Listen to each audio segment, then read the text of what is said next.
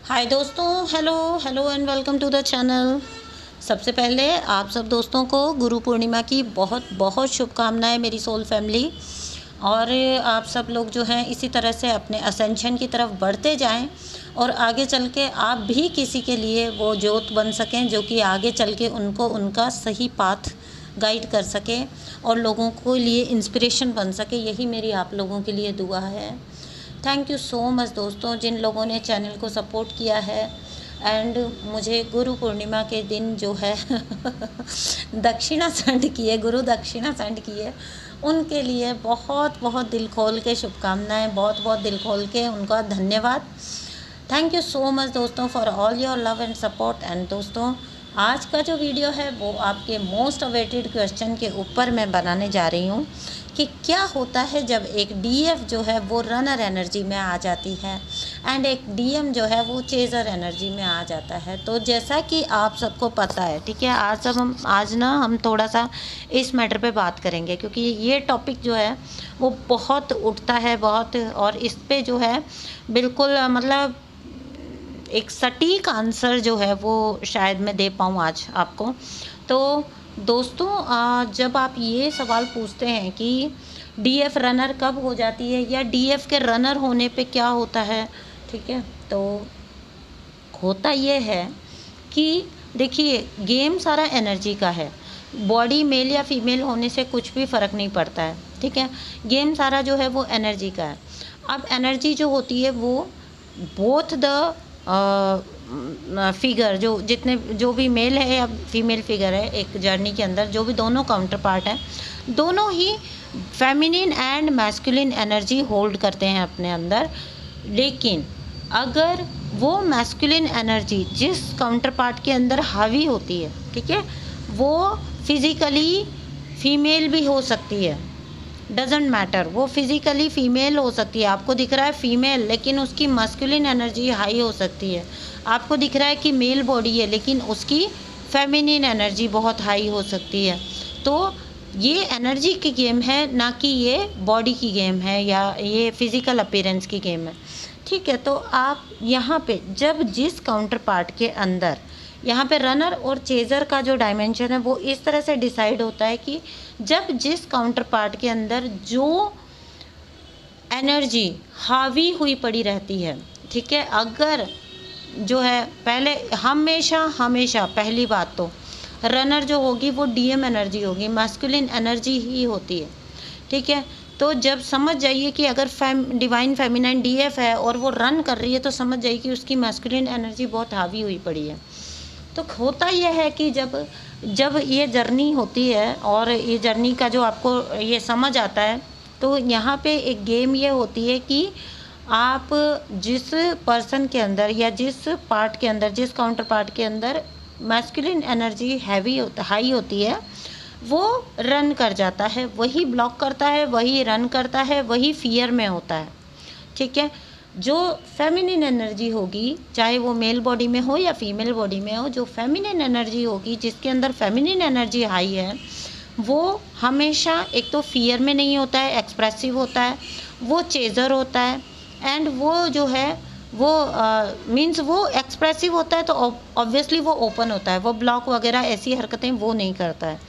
जिस दिन female body में जो डीएफ है और वो अगर ब्लॉक करना स्टार्ट कर दे, वो अगर वॉक अवे करना स्टार्ट कर दे कनेक्शन से, वो अगर अपने पर्सन को भूल के अपनी लाइफ की तरफ मुड़ने, अपनी फैमिली को प्रायोरिटी देने, अदर चीज़ों को प्रायोरिटी देने स्टार्ट कर दे, तो समझ जाइए कि उस टाइम पे उसमें मैस्कुलिन एनर्जी हाई हुई पड़ी है। The whole game of is of balancing both the energies. जब जिसमें जो एनर्जी हाई होगी तो डिसबैलेंस क्रिएट होगा।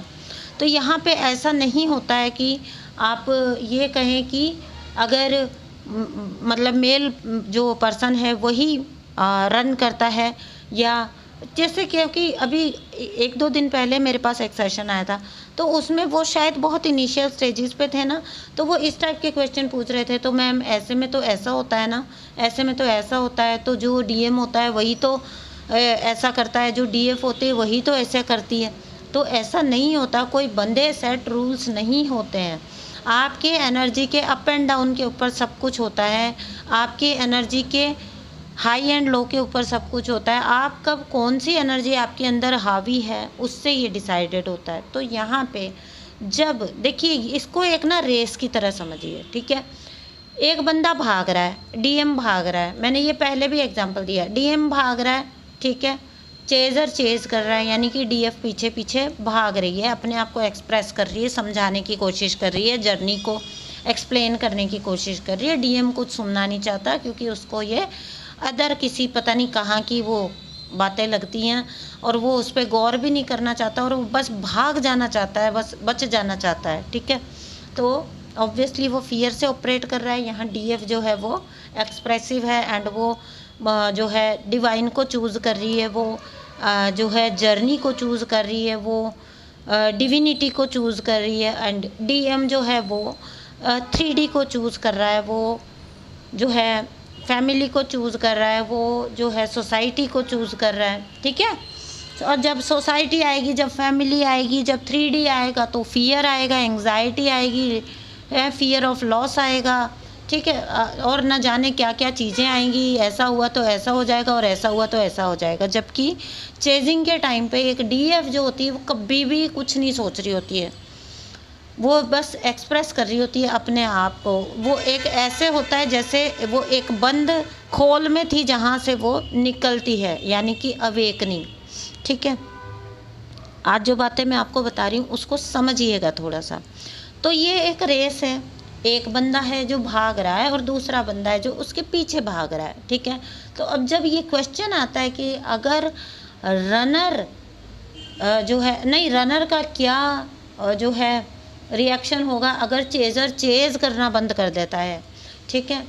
उससे भी एक कदम आगे जाके जब चेज़र खुद रन करना स्टार्ट कर देता है, तो एक टाइम जर्नी में ऐसा आता है, आप पीछा कर रहे हैं कि पीछा कर रहे हैं, समझाने की कोशिश कर रहे हैं, आप कब तक कर सकते हैं। एक स्टेज ऐसी आ जाएगी जब आप थक हार के उस पर्सन को छोड़ देते हो उसके हाल पे, ठीक है। एंड आप अपनी जर्नी में, अपनी लाइफ में वॉक अवे करना स्टार्ट कर देते हो, उस एनर्जी से दूर जाना स्टार्ट कर देते हो, वॉक अवे करना स्टार्ट कर देते हो। अब पहली बात तो यहाँ है कि जब चेज़र ने चेज़ करना स्टॉप किया, तो आप मुझे ये बताइए कि जो भाग रहा था, क्योंकि कोई उसे पकड़ रहा था इसलिए वो भाग रहा था, रेस में 2 जन थे इसलिए एक आगे भाग रहा था, एक पीछे भाग रहा था। जब रेस में बच्चा ही नहीं कोई, तो आगे वाला भागेगा किसके लिए। तो जब चेज़र स्टॉप हो जाता है चेज़ करना, तो रनर स्टॉप हो जाता है रन करना। भैया आपको भागने का मज़ा तभी तो आ रहा है जब आपको कोई पकड़ने वाला है। आपको जब कोई पकड़ने वाला ही नहीं, आप पीछे मुड़ के देखोगे, आप कहोगे मैं तो एवं ही भाग रहा था, है ना, मैं तो एवं ही भाग रहा हूँ, मुझे भागने की ज़रूरत ही नहीं है। तो जब चेज़र स्टॉप कर देगा चेज़ करना, तो रनर स्टॉप कर देगा रन करना। फर्स्ट थिंग तो ये।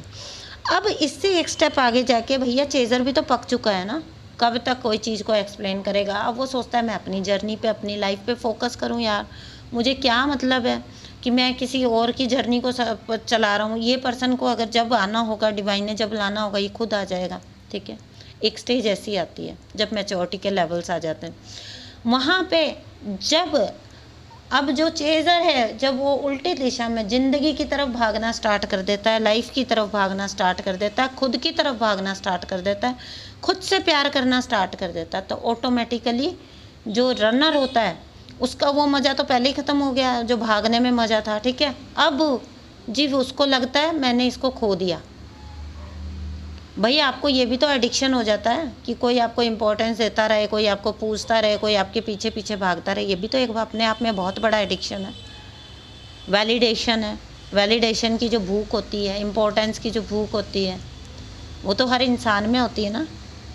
आपको अच्छा नहीं लगता है सडनली, चाहे आप उस पर्सन से कितना भी इरिटेट हो रहे हो, सडनली अगर वो आपको आपके पीछे आना बंद कर देगा ना, एक दिन चेज़ करना बंद कर देगा, तो आप वंडर करोगे कि वो गया तो गया कहाँ, और आप उसको मिस करोगे। चाहे वो कितनी भी स्टिकी एनर्जी थी, चिपचिपी एनर्जी थी, चिपकी हुई थी आपके साथ, लेकिन आप उसको मिस करना स्टार्ट करते हो। तो फर्स्ट स्टेज ये आती है कि पहले तो वो इरिटेट होता है, फिर जब चेज़र ने चेज़ करना स्टॉप कर दिया, उसने एक हॉल्ट ले लिया, तो उसने भी एक हॉल्ट ले लिया कि भागूं किससे, कोई है ही नहीं भागने के लिए।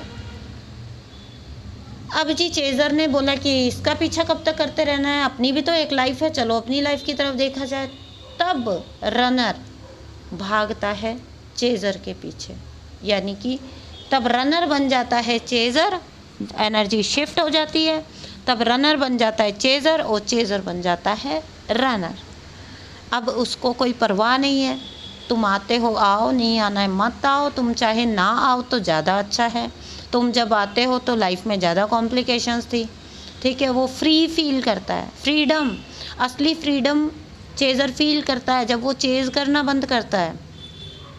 अदरवाइज़ वो स्टक रहता है, स्टैग्नेंट रहता है एक ही एनर्जी के ऊपर, एक ही पर्सन के ऊपर, अपनी कैपेबिलिटीज़ को नहीं पहचान पाता, अपने आप को नहीं पहचान पाता, अपने गुणों को नहीं निखार पा रहा होता। क्यों? क्योंकि उसका एक ही मकसद है जीवन में, बस कुछ भी करके वो दूसरी एनर्जी उसको रिकॉग्नाइज़ कर ले और उसको अपनी लाइफ में या अपने साथ जो है लेके चले, अपने साथ उसको लगा ले। लेकिन जब ये भूख जिस दिन ख़त्म हो जाती है, जब ये नीडीनेस जिस दिन ख़त्म हो जाती है, जब ये वांट जिस दिन ख़त्म हो जाती है, ये लैक की एनर्जी जिस दिन ख़त्म आ जाती है कि कोई और हमको पूरा करेगा, उस दिन वो पर्सन आता है, ठीक है। और दुनिया का उसूल है, दुनिया का उसूल, काउंटर पार्ट को छोड़ दीजिए, दुनिया का उसूल है, मनी को आप जब तक चेज़ कर रहे हैं, मनी को आप जब तक आप लैक की एनर्जी में, मेरे पास पैसा कम है, पैसा आपके पास 3 लाख रुपए पड़े हैं, आप कह रहे हो कम है कम है कम है, ठीक है। वो आपका मनी जो है वो ब्लॉक होके भी पड़ जाएगा, वो तो पड़ जाएगा, मान लिया मैंने कि आप उसमें से नहीं खर्चेंगे 1 रुपया भी, लेकिन नया मनी जो है, नई एनर्जी जो है वो जनरेट होना भी बंद हो जाता है, कम हो जाता है, ठीक है। तो हर चीज़ को लेके ओपन रहना है, माइंडसेट अपना ओपन रखना है। एक पर्सन आपकी लाइफ डिसाइड नहीं करता है, एक पर्सन आपकी वर्थ डिसाइड नहीं करता है, डजेंट मैटर वो आपका काउंटर पार्ट हो। फिर जो चिल्लाते फिरते हो ना, वो नार्सिसिस्ट था, उसमें नार्सिसिस्ट क्वालिटीज़ थी, उसमें ये था, उसमें वो नार्सिसिस्ट आपने ही उसको बनाया है। किसने कहा था इतना वैलिडेशन देने के लिए? किसने कहा था अपने ऊपर उसको चूज़ करते रहो, उसको उसके पीछे बर्बाद हो जाओ, उसके लिए ज़िंदगी ख़राब कर लो अपनी? वो बंदा देख रहा है, वो इम्पोर्टेंट फील कर रहा है, उसकी अपनी एनर्जी भी अपनी ग्रोथ में लगी हुई है और आपकी एनर्जी भी उसी की ग्रोथ में लगी हुई है, तो उसका दिन रात विकास हो रहा है। आप जो हैं आप स्टैग्नेंट होके पड़े हुए हैं। तो जिस दिन आपने चेज़ करना बंद कर दिया एंड जिस दिन आपने अपनी लाइफ में मूव ऑन करने स्टार्ट कर दिया, आपको देखिए कैसे पीछे आती है वो एनर्जी आपके, एंड वो दिन होता है जब आपका यूनियन आपको मैनिफेस्ट होता है, ठीक है। आपके सेल्फ लव से ही डिसाइड होता है, आपकी सेल्फ वर्थ से ही डिसाइड होता है कि आपका यूनियन कितना जल्दी या कितना लेट आएगा। तो दोस्तों ऐसा बनिए, ठीक है। और सेकंड थिंग ये है कि क्या मिस करवाया गया, क्या नहीं बोलने दिया गया, मैं अभी मेरे पास पॉइंट था आपको बताने के लिए। चलिए, नहीं बताना होगा तो नहीं बताते, चलिए चीज़। थैंक यू सो मच दोस्तों for listening, thank you and bye.